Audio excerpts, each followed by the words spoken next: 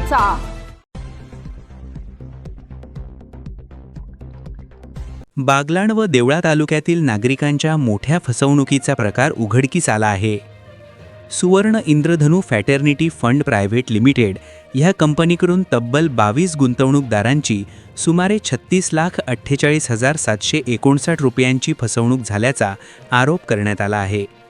देवळा तालुक्यातील महालपाटणे येथील तक्रारदार राकेश खरोले यांनी सटाणा पोलीस ठाण्यात दिलेल्या तक्रारीनुसार कंपनीने जास्त परताव्याचे आमिष दाखवत 100 दिवस, 400 दिवस आणि 500 दिवसांच्या गुंतवणूक योजना सुरू केल्या होत्या। दररोज ठराविक रक्कम भरल्यास मुदत संपल्यानंतर अधिक लाभांश मिळेल असे सांगण्यात आले होते। सुरुवातीला काही गुंतवणूकदारांना परतावा देण्यात आला, मात्र नंतर मुदत पूर्ण होऊनही अनेकांना पैसे मिळाले नाहीत।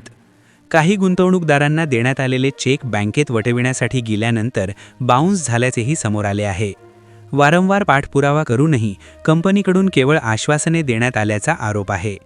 या प्रकरणी कंपनीचे संचालक विकास चौधरी, रवींद्र चव्हाण, अजय लोखंडे, प्रशांत आहेर, सुनील ताराठे, महावीर गांधी यांच्यावर फसवणुकीचा आरोप करण्यात आला असून सटाणा पोलीस ठाण्यात गुन्हा दाखल करण्यात आला आहे। या प्रकरणाचा पुढील तपास पोलीस निरीक्षक योगेश पाटील यांच्या मार्गदर्शनाखाली पोलीस उपनिरीक्षक अतुल बोरसे करीत आहेत।